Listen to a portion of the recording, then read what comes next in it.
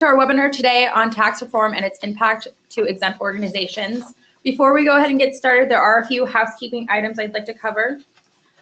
Just so you know, you can maximize or minimize the webinar pane during the presentation by using the red and orange arrow buttons. During the webinar, we also encourage you to ask questions. In the webinar pane, you can see a questions box. That's where you can type in your questions and click submit. Our presenters are going to be answering those questions at the end of the webinar during our Q&A session as time allows. Second, to ensure good audio quality, please check your settings to ensure the appropriate audio option is selected. If you're using a telephone, please click on the phone call audio option. If you're listening through your computer, please then select the computer audio option. Now I'd like to go over a few of our requirements for the California CPE. To qualify for a CPE, you must use a personal computer and log in with your own unique URL. Also be logged into our online software for at least 50 consecutive minutes within the scheduled time frame of the webinar. Be sure to actively respond to at least 70% of the polling questions. Today we're gonna have 4 polling questions, so you need to answer at least 3. And also be sure to complete the evaluation survey at the end of the webinar. Also, please note, as a participant, you're going to be receiving a link to download the slide deck and record a presentation within 72 hours. During today's webinar, attendees will review the direct and indirect impact of the Tax Cuts and Jobs Act on exempt organizations, discuss examples specific to nonprofit and private education issues, and evaluate the next steps for organizations as we enter 2018. Now I'd like to introduce our presenters. First, we have Katie Brown. Katie's an exempt organization specialist with 12 years of experience. She works with exempt organizations in a variety of capacities, including consulting on formation, board governance, and ongoing compliance requirements. Next, we have Dean Cuyambo. Dean helps numerous private schools, social service, performing fine arts, and faith-based organizations address their tax, audit, and outsource accounting needs. His laser focus brings to life the accounting items that matter the most. And then today they're going to be talking about no change items, items with minor impact on tax exempt organizations, and items with major impact on tax exempt organizations. And to kick off our webinar, we're going to start with our very first polling question. Have you or donors or constituents reached out to, have you or your donor constituents reached out to you to ask questions about the updated tax law? A, yes, or B, no. And just a reminder here, how many questions do folks on the line need to answer? They're gonna have 4 polling questions, so they need to answer at least 3 to qualify for CPE. Great, so let's get that CPE and answer these questions. We have about 87% of the people voted. We'll close the polls in a couple seconds. All right, 3, 2, 1.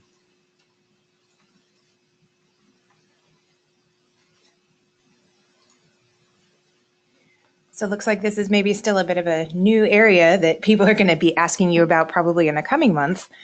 But for those of you that haven't yet heard any questions, I'm sure they will be coming your way. So well, Kate, yeah, you know, Katie, I bet right now it's the donors and constituents are probably wondering how it's going to affect them personally right now. Yes, I mean, we've been getting a mountain of questions, yes. And I feel like everybody's trying to decipher how is this going to affect me, then how it's going to affect my business, and then probably how it's going to affect the people that I give to, and we'll talk about that a lot today. Yes. All right, and we all know that this Tax Cuts and Jobs Act came into effect towards the very end of 2017, and it has sent lots of folks scrambling on what are we going to do. I think this is probably the 4th or 5th webinar that we have done in the last 4 weeks on this topic.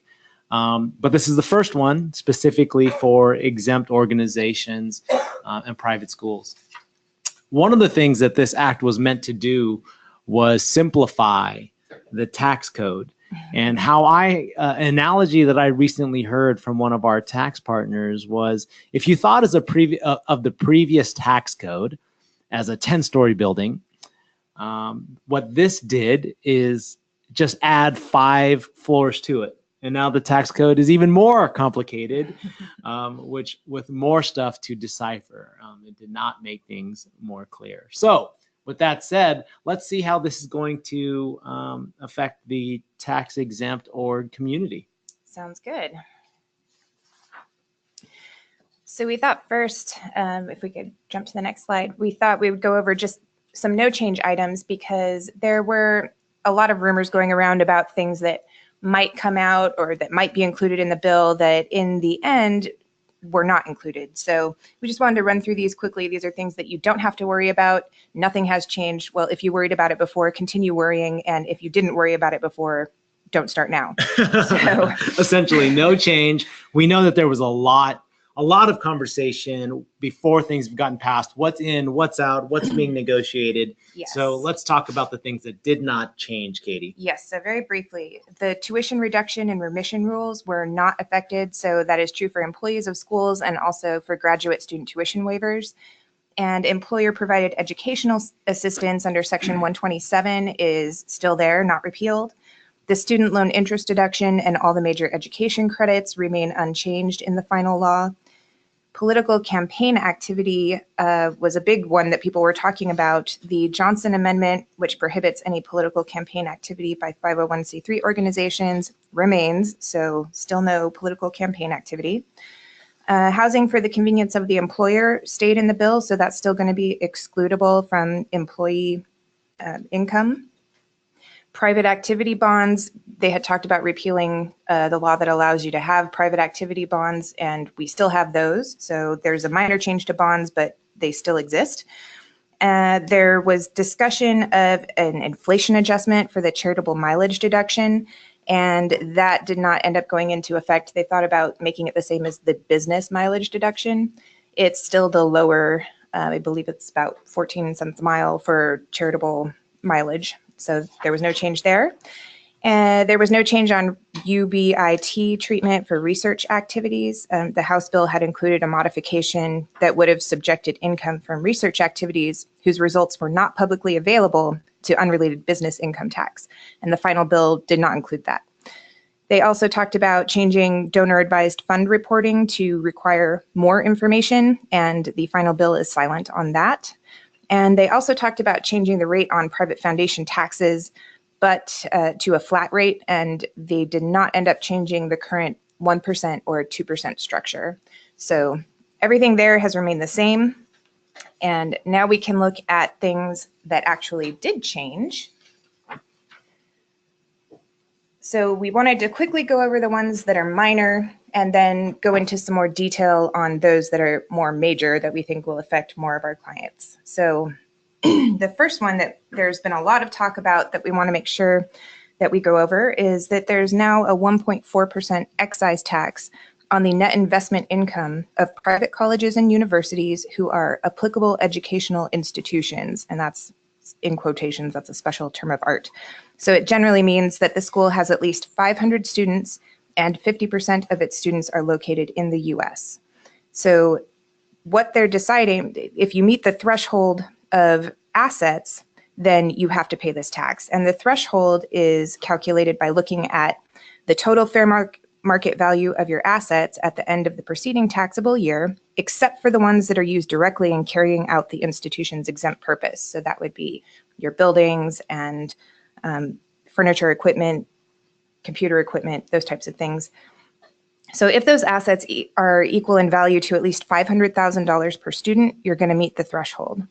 And once the school exceeds the threshold, all of its investment income is subject to the excise tax. But we're expecting this to affect a relatively small number of institutions. So while the term net investment income is yet to be defined for this purpose, the IRS generally likes to point to definitions already existing in the tax code rather than writing new definitions. So I would be surprised if it's not the same as the definition for private foundations, which is interest from income, dividends, royalties, capital gains, and other passive investment sources, less the costs of producing this income.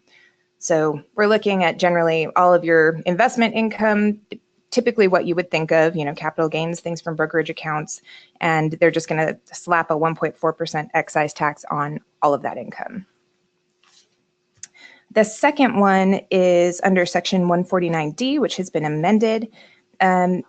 And it has to do with tax-exempt bonds. So tax-exempt organizations may apply for and receive tax-exempt bond financing to build out their facilities. And they have two options for refinancing, and in the bond world, they call that refunding these bonds, which is either current or advance. And in a current refunding, the old bond is paid off within 90 days of the new bond being issued. So you pay off your old debt as soon as you get the new cash flow in. Makes sense. In an advance refunding, the old bond isn't paid off for more than 90 days after the new funds are issued. And the new tax code denies tax-exempt treatment for advance refunding bonds, which eliminates the opportunity to hold two tax-exempt bonds for the same property for more than 90 days. So interest on current refunding bonds continues to be excludable from income for individual investors, and most tax-exempt organizations and their banks already prefer current refunding, so we don't really expect this to have a major impact on most of our clients. Okay, but if you are looking to do a refinance, Mm-hmm. you know, I know a lot of organizations have already done that, but Yes. if you haven't and you're looking to, you really want to make sure that you're doing the current method. Is that what we're saying? Yes, you want to make sure that the old bond is going to be completely paid off with the new funds within 90 days of issuance of the new financing. Good to know. Yes, and then our last one here is under section 170L1, which has been amended. And this was kind of originally a strange carve out that has now been disallowed. So usually no charitable contribution deduction is allowed when a donor receives something of value in exchange for their donation.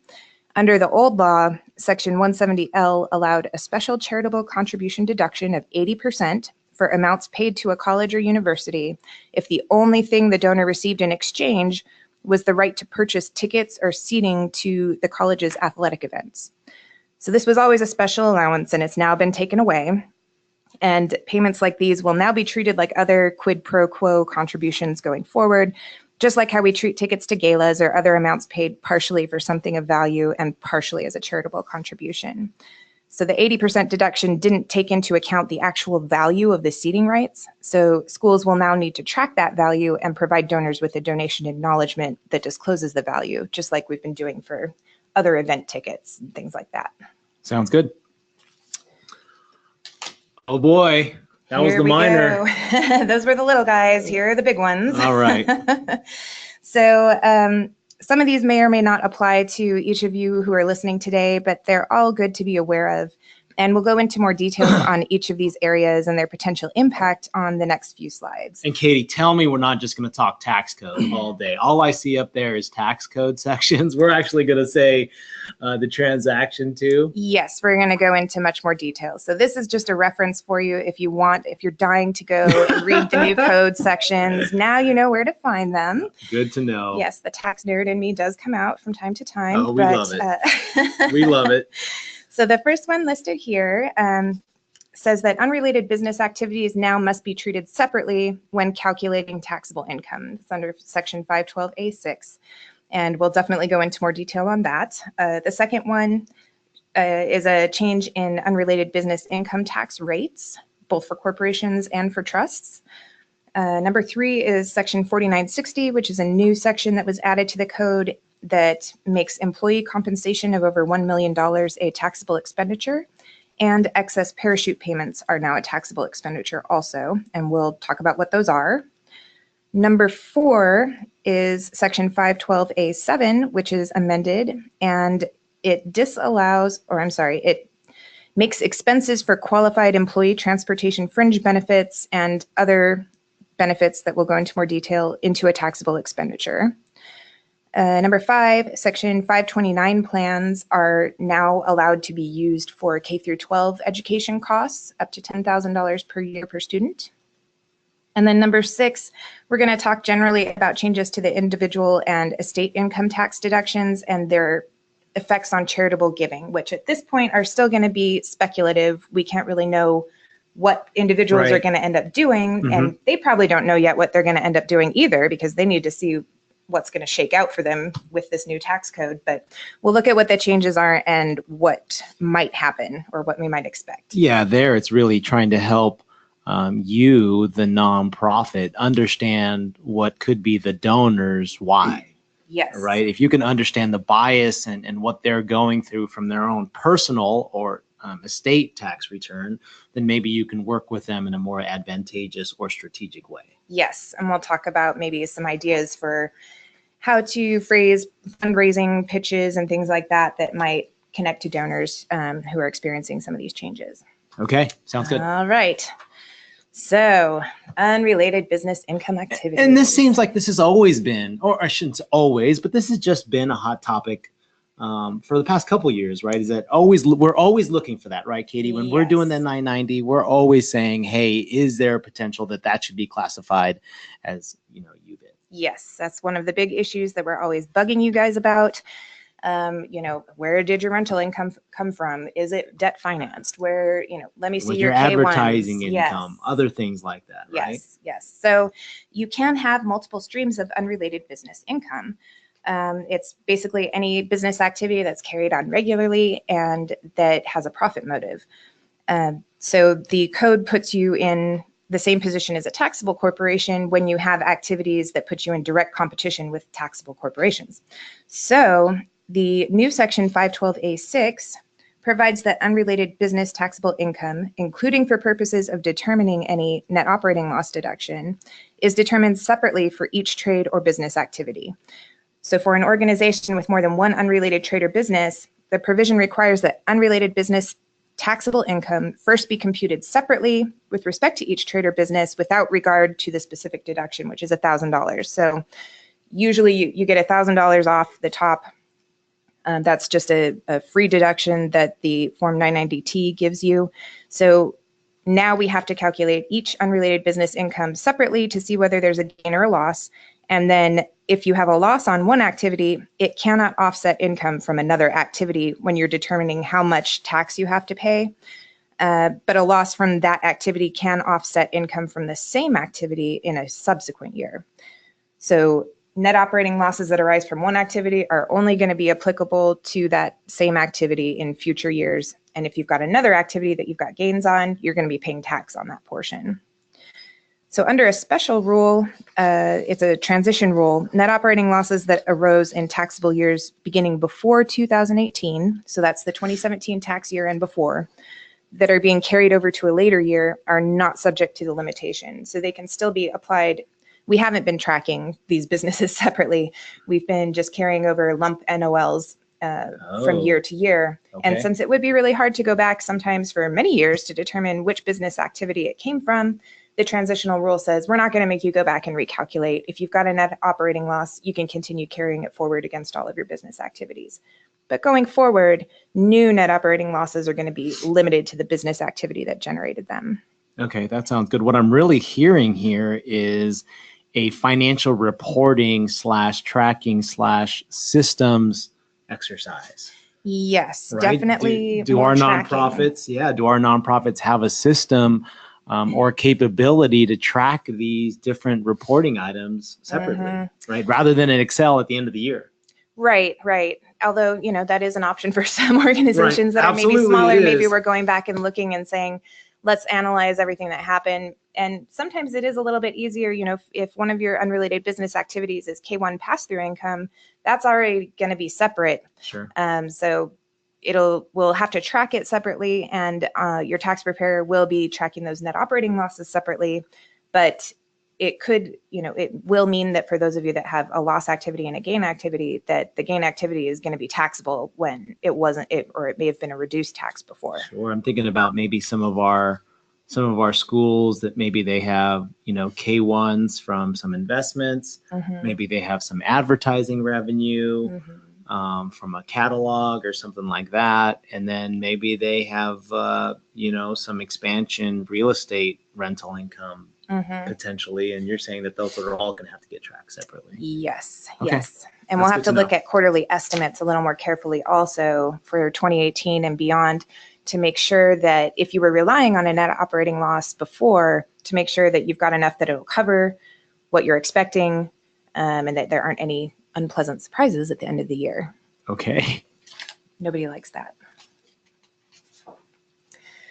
So number 2, reduced UBI tax rate for corporations. So exempt organizations can be organized as either a corporation or a trust, and a lot of people are not aware of that. So if your nonprofit is organized as a corporation, and most charities and schools are, you use corporate tax rates when you have unrelated business income. But if you're a trust, you use trust tax rates. So for example, most IRAs are trusts, and if they're invested in partnerships generating unrelated business income, they are also subject to UBIT and must file a Form 90T to report and pay the tax. So we're going to look at corporations here. Most of our clients and most charities are set up as corporations, and the corporate tax rate has been reduced in some cases. It's been changed anyway to overall to a flat 21%. And this is a permanent change, or at least until there's another change in the law, which this one it went through pretty quickly. So there was kind of a surprise there. But as you can see from the old corporate rate table here, lower amounts of taxable income will actually have a higher effective rate of tax under the new law. The break-even point, which I tried to calculate here for you, is about $90,000 in taxable income. So under the old rates, $90,000 would have an effective tax rate of 20.944%. So that's pretty close to 21. And we show an example here of the actual tax liability on $5,000 in unrelated business income, which under the old tiered rates was $750, and under the new flat rate is $1,050. So for organizations with over $90,000 in taxable income, the new rates will be beneficial. But for those with smaller amounts of taxable income, your tax liability will actually increase. So another consideration here is that the corporate alternative minimum tax has been permanently eliminated, which means that we can always rely on the flat 21%, and our net operating loss carryovers should not be limited in future years by the effect of AMT, only by activity, as we mentioned on that last slide.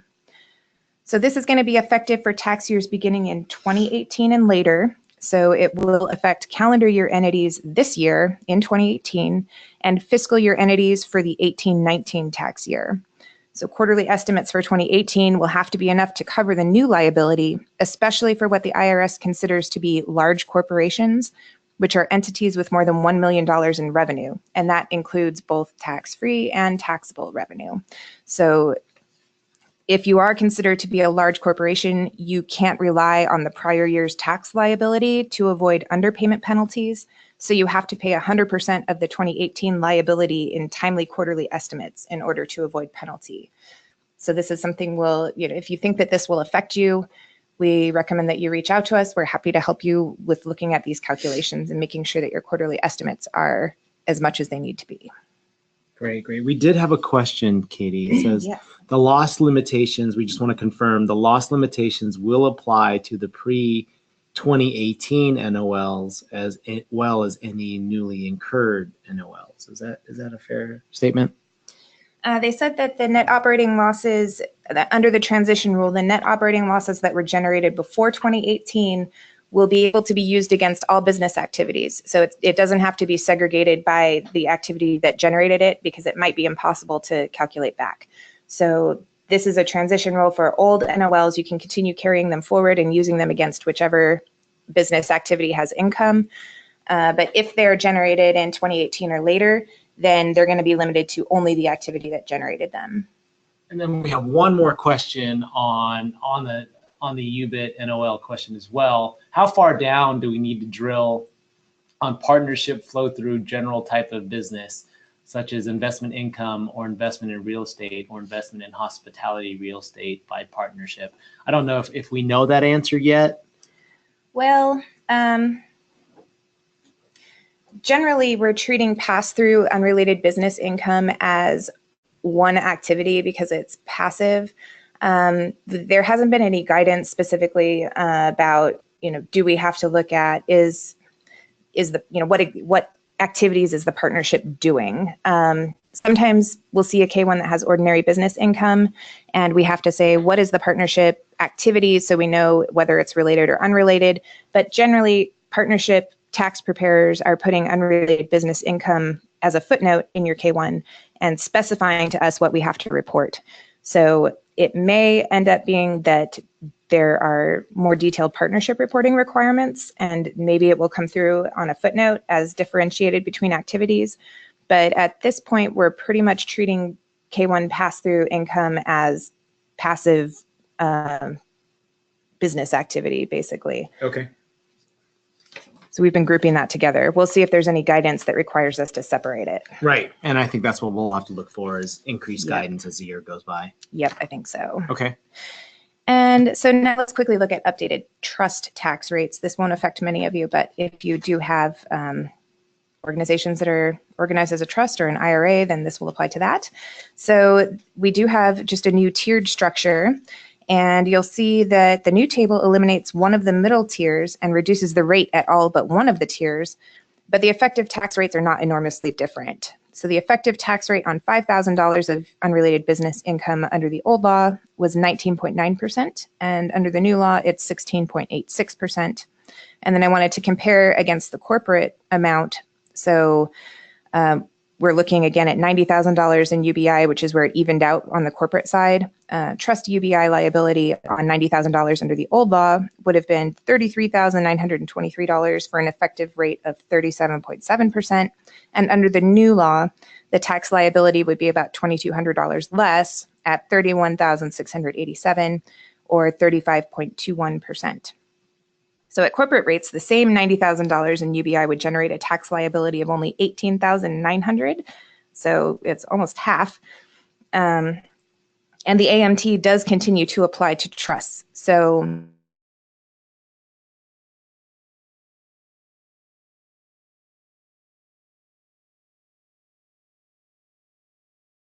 especially for corporations with less than $90,000 in taxable income and over $1 million in overall income. So we encourage you, if you've got questions about this, to reach out to us. Our third big item is employee compensation of over $1 million. So the new tax code now makes two types of executive compensation taxable to the employer.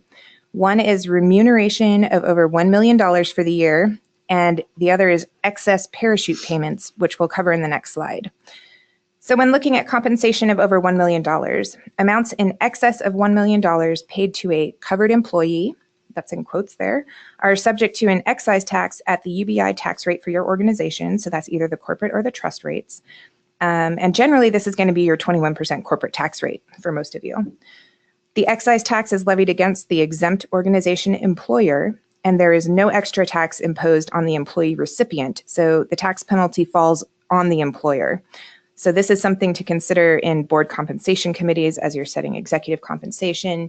This is an additional liability that you would be incurring for your organization if you choose to pay compensation of over $1 million. And that includes, let me get to a covered employee first. So a covered employee is one of the 5 highest compensated employees of the organization for the 2017 tax year and any subsequent tax year. So this would typically be your executive director, your CEO, your CFO, or other officers. And once this person becomes a covered employee for this purpose, they will continue to be a covered employee in future tax years. So if you had your executive director in 2017, who was your 5 highest compensated, in the following year, let's say he quits towards the beginning of the year and is not one of your 5 highest compensated, but he does get a giant severance package in that second year, that's going to still be a covered employee, and we're still going to be worried about this excise tax. Okay. That's good to know. Yes. So what is remuneration? This is going to include wages, but not to the extent that they are designated Roth contributions or contributions to qualified deferred compensation plans like a 403B or a 457B plan. But it does include any non-qualified deferred compensation that the employee is vested in, even if it has not yet been paid. So an example there would be a 457F plan allocation that vests during the year and is therefore required to be included in the taxable compensation for the employee.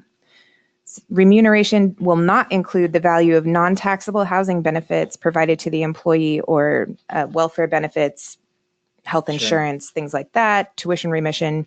So all of that will not be included. So it's really wages and vested deferred compensation that we're looking at. Yeah, but I'm hearing there is that the design of these plans is going to be important and when vesting does occur. Yes, and there are a lot of options in a 457F plan for when the income actually vests to the employee. And there are tax consequences to the employee too, because that has to be included in their W-2 in the year that it vests. Sure. So that's always something to think about when you're Trying to planning be it. as strategic as possible. Yes. And it's phantom income to the employee too, because they don't get the cash. They just have to recognize the taxable income. So they pay tax on it when they don't have the cash to pay it, which is difficult sometimes for the employees. So correct. Another thing to consider when you're working on 457F plans.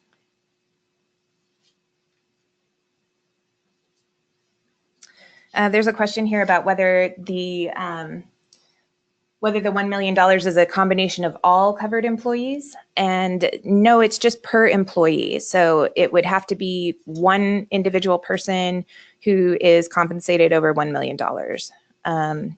And the one place that you do have to combine is when you're looking at related organizations.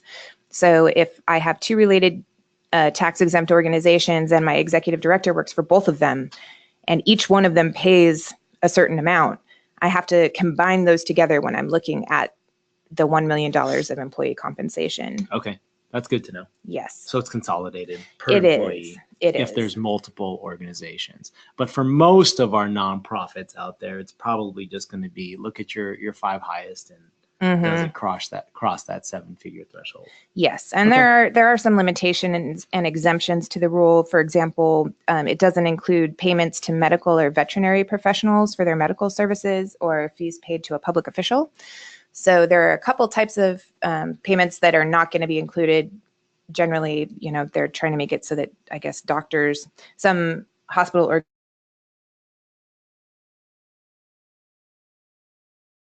they're trying not to penalize those organizations, but they're what can be considered reasonable compensation without taking away the rules that already exist for determining reasonable compensation for executives of nonprofits.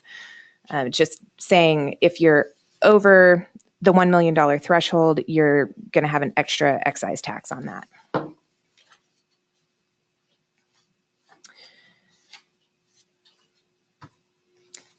So our next slide here shows excess parachute payments.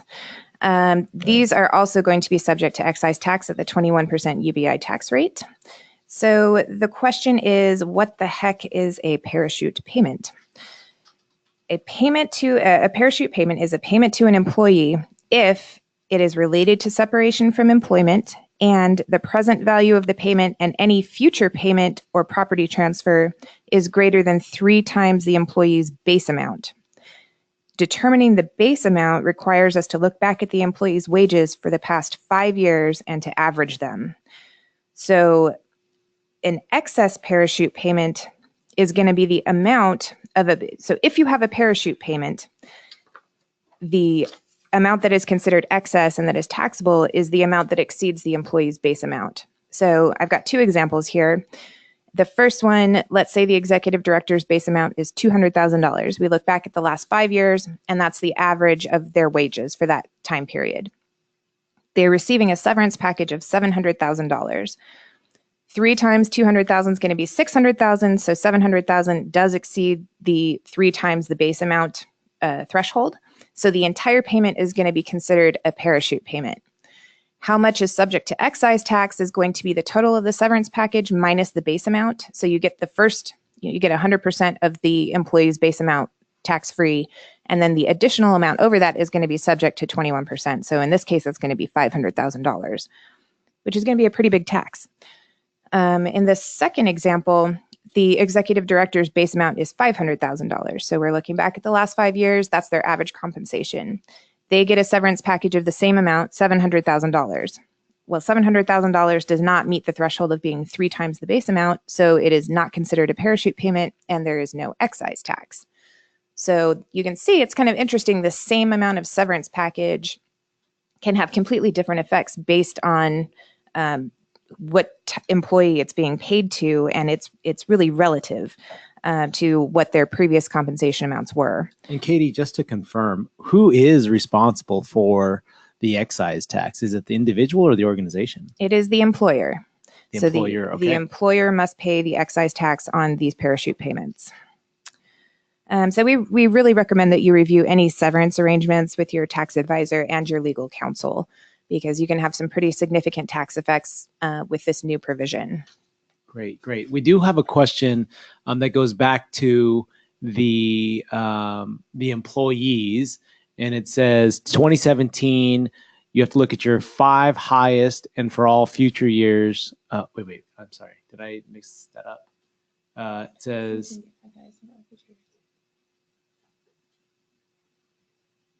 Yeah. Do you want to read that question?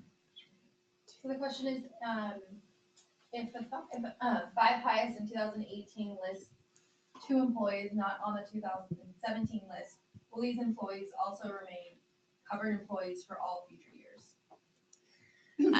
Yes. So the rule is saying that if in 2017 or later years you're considered one of the 5 highest compensated employees and you're becoming a covered employee, then yes, you're going to be, if you're rehired in future years and then you fall subject to one of these provisions of either over $1 million of compensation or an excess parachute payment, you're going to still be considered a covered employee at that time.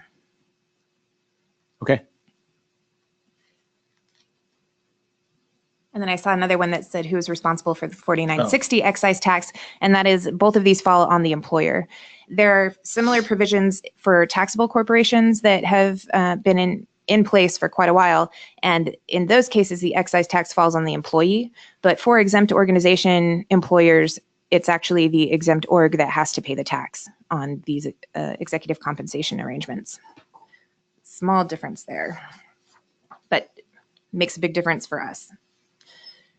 So number 4 is our next really big one, and it is trying to make, it's created as an analog to Section 274 for taxable entities.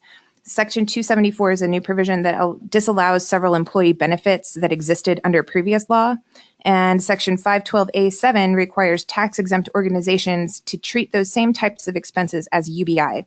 So even though it is an employee-related expense, tax-exempt orgs will have to pay UBIT on the amount they spend on these benefits. So qualified transportation fringe benefits means public transit passes, carpool and van pool expenses, qualified parking, and any qualified bicycle commuting reimbursement. So they're taking away all of our public transportation benefits.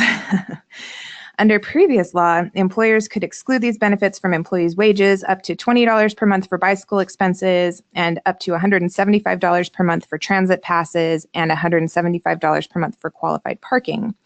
Employers may continue to offer this benefit, but the excise tax will apply to amounts paid for these expenses.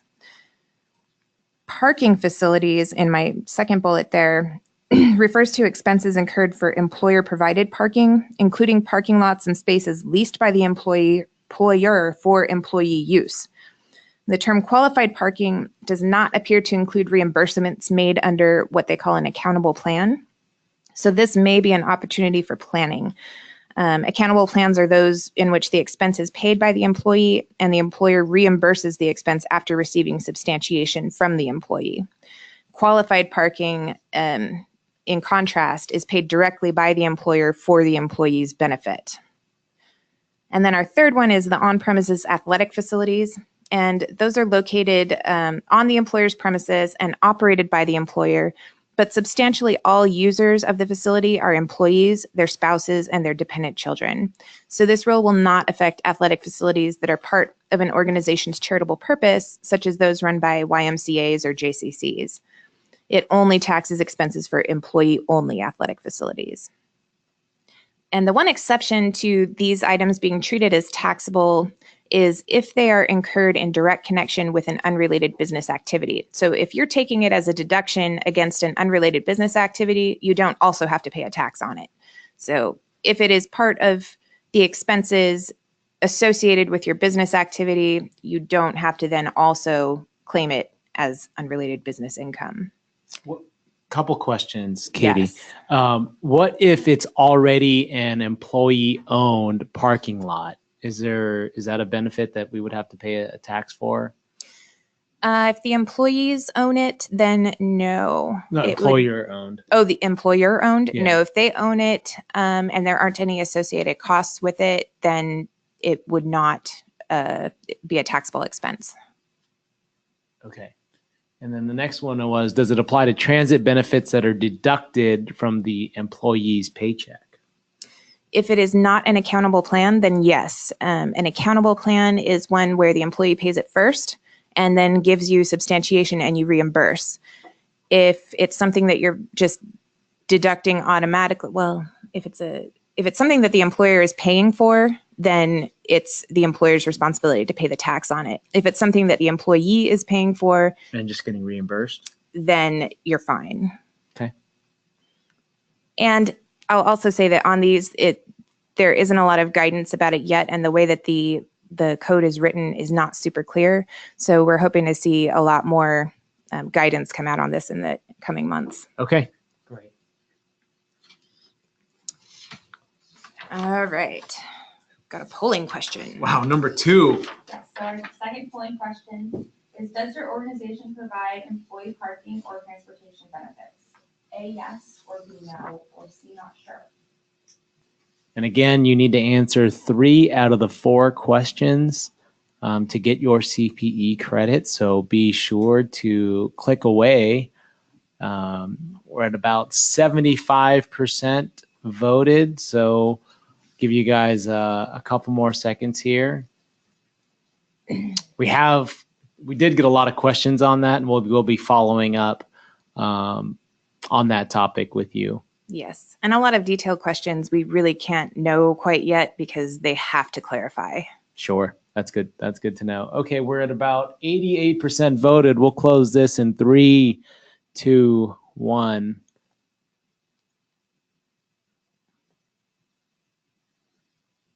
So we do have a good number of people providing those benefits, which could be affected, and we might need to change the way that that's structured. Right. Something to look at. Yes. And we'll definitely be providing more information about that in future posts on our nonprofit blog and other pieces that we'll be disseminating out to everybody as we get more information, because I know that affects a lot of people. Exactly. So number 5, this is our one piece of great news in the middle of a lot of sad news. Yes. So Section 529 plans may now be used for K through 12 tuition expenses. So 529 plans are tax advantage savings vehicles used to pay for qualified higher education expenses. Contributions to the plan may be deductible for state income tax purposes, and the funds grow tax-free until they're liquidated and distributed, much like an IRA. Distributions are not taxable to the beneficiary provided they are used for qualifying expenses at an eligible educational institution. The Tax Cuts and Jobs Act has expanded the definition of qualified education expenses to include not just post-secondary school expenses, but also to include elementary and secondary school tuition for public, private, and religious schools. But it is limited to 10,000 years per student, or $10,000. That's a long education. $10,000 per year per student, and this is a permanent change. So more than 30 states allow income tax deductions for 529 plan contributions. It's not deductible for federal purposes, but states offer incentivized deductions to get you to contribute to these plans, and you can contribute to them on behalf of a designated benefit.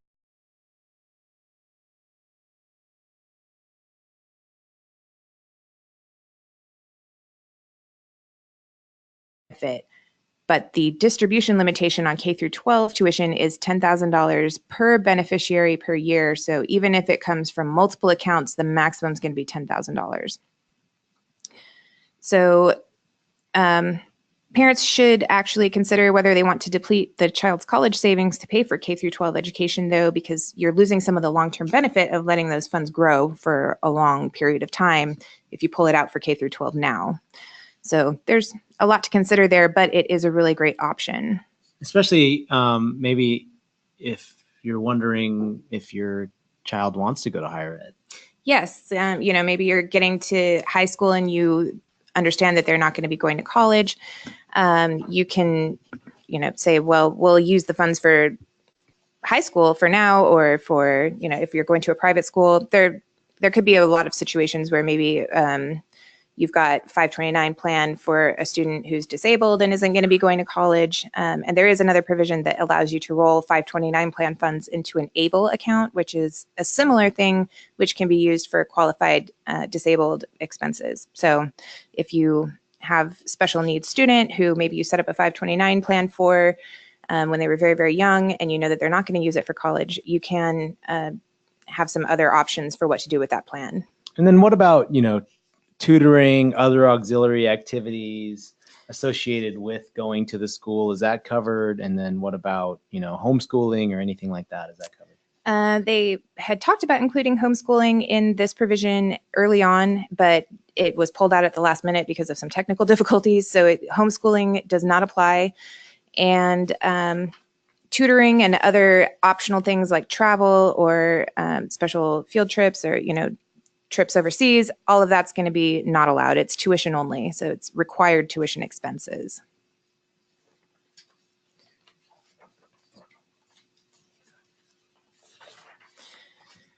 All right, so those were our major ones. And well, this is the last major one, I suppose. It's indirect changes that potentially can impact nonprofits. So the most significant impact to charities comes from changes the Tax Cuts and Jobs Act makes to corporate, individual, and estate tax rules that could reduce the incentive for donors to give. The Tax Policy Center estimates that charitable giving will decline by $12 to $20 billion annually out of approximately $282 billion in individual annual contributions. So that's about 4 to 7%. However, the individual provisions in the TCJA are currently set to expire in 2025, so the not too distant future could bring about additional changes, and all of these estimates depend on individual behavior, which we can't truly accurately assess. We'll have to just kind of wait and see on some of this. Some donors will continue to give regardless of tax benefits, and others will most likely reduce charitable contributions when there's no economic incentive to make them. So we've already discussed the corporate tax rate change, which may affect corporate giving. And generally, corporations are allowed to deduct up to 10% of their taxable income as charitable contributions each year. And excess charitable contributions have a 5-year carryover period, after which they're lost. So corporations with low taxable income may be incentivized to increase contributions, while those on the high taxable income may be discouraged. On the other hand, corporations with high taxable income will enjoy a tax savings that may provide more disposable cash, which they may use for anything. So development departments may find this a good opportunity to ask corporations who are saving money on taxes to give back to their communities through charitable giving. And we've seen lots of suggestions that companies increase worker wages with their tax savings. There's also, the opportunity to say, hey, if you're saving some money, why don't you help out in the community? So we'll discuss the individual and estate tax changes in a little bit more detail here on the next slide. And I'm running out of time, so I'm in a hurry. We have a lot of questions that we haven't got to, and we will definitely, as with any kind of change, there's always some uncertainty. We'll get to those questions. Katie and I will be following up with you, but let's go into the individual and the estate deductions. All right, sounds good. So the income-based limitation for cash contributions to public charities is increasing from 50% to 60% of the donor's adjusted gross income. The provision retains the 5-year carryover period for excess charitable contributions. For some donors, this will provide additional opportunities for current giving because the limitation is increased. Normally, we would expect this change to increase overall charitable giving by individuals, but we have to considering the following 5 issues. So the Tax Cuts and Jobs Act doubles the standard deduction, which will undoubtedly make tax filing for many families significantly easier. However, it also means that many more people will no longer need to track and deduct their charitable contributions. Taxpayers on the cusp of itemizing might benefit from itemizing every other year and grouping deductions on a biannual basis. And nonprofit development departments can help donors by facilitating this type of giving. So in the year that you're going to take the standard deduction, you hold off on giving your charitable contributions until January of the next year. And then in that next year, you've got a big lump at the beginning and then at the end, and you can boost your charitable giving so that it puts you into the position to itemize. Okay, that's good to hear. So there's also a limit on deducting state and property taxes. So it's limited to $10,000 combined, and it's gathered a lot of press in states with higher state and local tax rates like California. So in addition to the increased standard deduction, far fewer individuals will be able to itemize deductions as the state tax deduction alone may have qualified them in previous years. Another item is deductible interest on home mortgage indebtedness is going to be limited to the first $750,000 of acquisition indebtedness for homes purchased after 2017, which means that most home buyers in high cost of living areas like the Bay Area will no longer be able to deduct all of their mortgage interest. And interest on home equity lines of credit is no longer deductible at all. And additionally, miscellaneous itemized deductions have been eliminated, and these are the ones that were previously subject to the 2% threshold, which is things like investment advisor expenses, income tax preparation expense, unreimbursed employee expenses, casualty losses, gambling losses, etc. So all of these pressures add to the number of people who will no longer be able to itemize deductions, and so who will no longer benefit financially from making charitable contributions. And we're thinking that's most likely those donors who were previously giving maybe $1,000 to $5,000 annually. And in total, or to each, to each nonprofit, maybe? In total. In total. Okay. Yeah. So people who were, of medium incomes who were maybe giving $1,000 to $5,000 to combined to all their charitable giving, those types of donors are probably not going to get any benefit anymore. So this means that fundraising efforts could really focus on how even small contributions are essential to your organization's functions and how much you value them. And this may be especially true for small organizations in their first 5 years who are working to establish their public support percentage, because proving public support depends on having broad public support rather than a few major donors. So small contributions are very essential for this purpose. You really need to have a lot of small donors. So if we can focus on how much those donations help us and make sure that donors are aware that even if there's no tax benefit to them, this is a huge part of our support and makes our programs possible, that would be a really great strategy. Yeah, we always talk about nonprofits and transparency and communication. It sounds like that's going to be even more imperative going forward when nonprofits look at their donor base and how this could affect all of that. Yes. Ooh. Okay, polling question number 3. So we only have 2 polling questions left, so make sure you get your answers in. Do you plan to change your fundraising strategy as a result of the new legislation? A, yes, B, no, or C, not sure. And this is polling question number 3. You got to answer 3 out of 4, right, Marie? Yes, that's correct. So all right. Make sure you get your answers in. Let's get that participation up. We're at about 80% voted.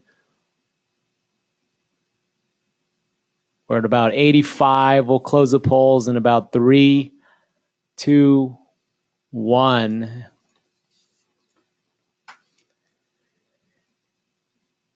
And we're not sure either. Exactly. That's exactly what we thought would happen. It is going to be a not sure, but I think that, again, getting out in front of it, being strategic, talking to your director of development, advancement, your executive director, head of school, everybody kind of getting on the page of looking at your donor base is what's going to be important here. And so our last change here is just to the estate tax. Under sections 2055 and 2522, estates may deduct gifts to qualifying charities from their taxable estate base, which creates an incentive for taxpayers to include charitable bequests in their wills. The TCJA has doubled the estate tax exemption from $5 million to $10 million, and it is being indexed for inflation for years after 2011. So for 2018, we don't even yet know exactly what the limitation is or what the exemption is going to be, but it's going to be over $10 million. So that means that far fewer estates are going to be subject to tax, and fewer taxpayers will be looking to reduce their estate tax burden through charitable giving, perhaps preferring to leave the money and property to their heirs instead if it's going to be tax-free. So the increased exclusion applies to estates of decedents dying after 2017 and before 2026, but of course planning opportunities are difficult because it's hard to plan for one's date of death. Planned giving strategies can continue to look at options for donors depending on their situation and their charitable intent. So it's just something to consider. There's going to be fewer estate tax paying estates, so there's going to be fewer people looking for deductions. Let's squeeze in our last polling question. Make sure you get your CPE. Yep, absolutely. Make sure you answer this question, everyone on the line. Go ahead and read it. So it's do you expect an overall tax benefit or an overall tax loss for your organization because of the new legislation? So A, benefit, B, tax loss, or C, not sure. I can almost guarantee you what this answer is going to be. With that said, we'll let everybody get their votes in on this one, because if you missed one earlier, now's the time to get your vote in. Katie, we do have a question that says, could you please repeat the suggestion you made about donors taking deductions on a biannual basis? I thought that was kind of strategic and something to think about. Yes, yes. Go ahead and So say that again. if you've got, there are going to be a lot of people who will probably just barely, they'll have itemized deductions that are very close to the amount of the standard deduction. So they're right on the cusp of itemizing. And a strategy that you can take is to bundle your donations into every other year. So if you're planning, let's say you're normally, because most people give close to December, they know what their year looks like, and they're saying, okay, it's the end of my own personal fiscal year, and they're going to give their gift. You're saying maybe delay it into January of the following year. Right. And then, so let's say you have $5,000 a year typically that you're planning to give to charity. So in 2017, I hold off, I wait, and I pay it in January of 2018. And then I pay my regular charitable contributions throughout 2018. Now I've got $10,000 that is going to qualify in 2018, and that might boost me up to being able to itemize and to get the tax benefit of itemizing. Right, that takes me over the withholding limit. And then the following year, I'll plan not to have any charitable donations and just take the standard deduction and save again all my charitable giving for the following year. Right. So you just want to be strategic there, something to look at and help you to communicate with your donor base. Yes. Awesome. So thank you everyone for joining us today. Just to review, we've gone over today we reviewed the direct and indirect impact of the Tax Cut and Jobs Act on exempt organizations. We've discussed examples specific to nonprofit and private education issues, and we have evaluated the next steps for organizations as we enter 2018. And I'll be answering, there were a lot of questions that we didn't answer here, lots and lots that came in on the webinar. So I'm going to be getting back to all of you on these questions. So please do not worry that it is going unanswered. And they'll probably help us form the basis for some of the communications that we'll be sending out in the future too, because if you've got that question, I bet a lot of other people do too. Right, and I think the key thing here is that it's January 16th, and this was passed on December 22nd. Yes. And we are all working through this, but I think what you should know is that we definitely are thinking about how this is specifically affecting the nonprofit community, because this is such a large niche for us here at Armanino. Yes, definitely. And we're always here to help. So if you've got questions, please feel free to email me, especially. It's easier than calling. So please do email me, and I will be happy to help you with any of your questions. All right. Thank you, everyone, for joining us today, and look for more from us on this topic.